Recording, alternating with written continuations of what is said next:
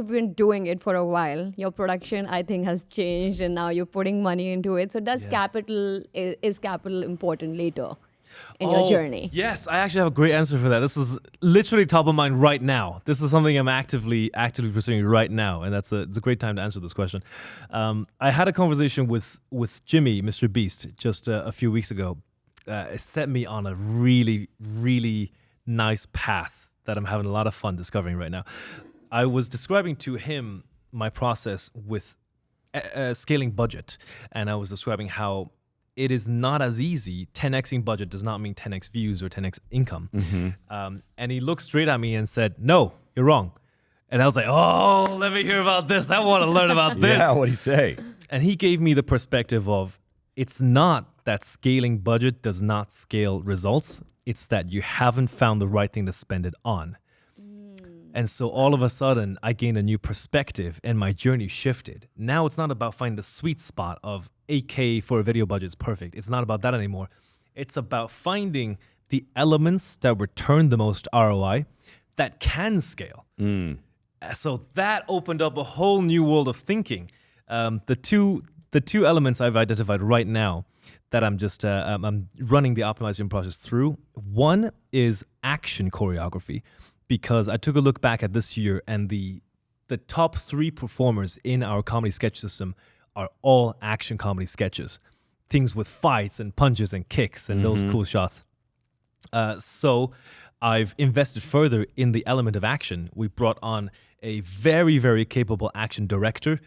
We brought on sets. We made 3 breakaway tables that I went through 2 of. Literally getting thrown through a table. I still have bruises right now. Oh, no. I bet. That was last week.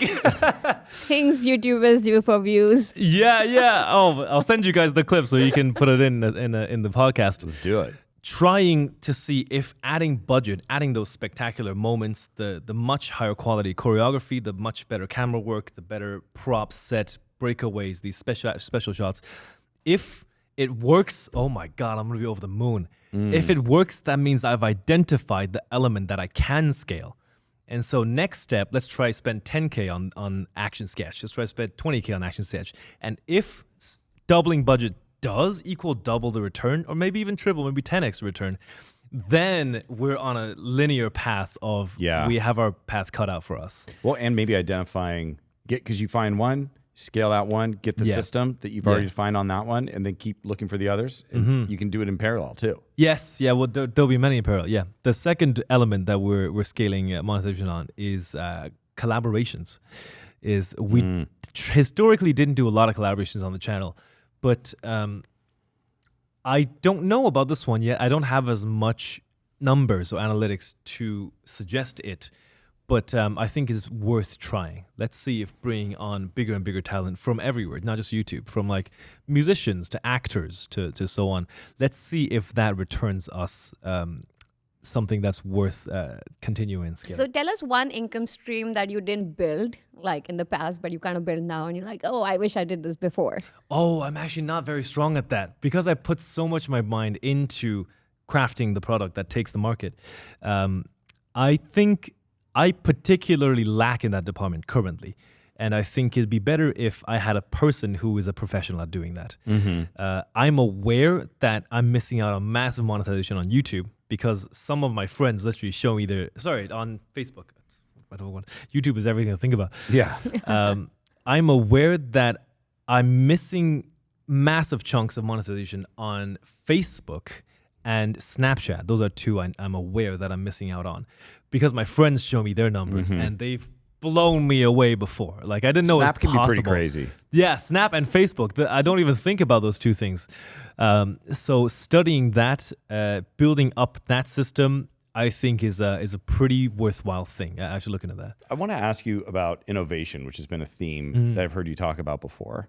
And maybe can you give us an example of something specific on like, and to make the question a little bit more specific, it's kind of in the production process, because you had mentioned on another podcast I was listening to that you'd seek out these innovations about speeding things up or whatever, and maybe an example of that, and if it saved money or what the result was. Oh my God. Yeah, this is a huge question. Absolutely huge. Processes that I have found that just make things a lot more efficient, especially profitability. I come from traditional stage and film, and the amount of sets I've been on that you go on makeup. You spend 2 hours in the chair. You sit in the green room, actors' green room. We have a nice little coffee and a biscuit, and like 5 hours later, they call you up. Hey, it's your scenes up, your shots up, and then they go, oh, but you stand there for 5 minutes, and they go, oh, sorry, didn't need you.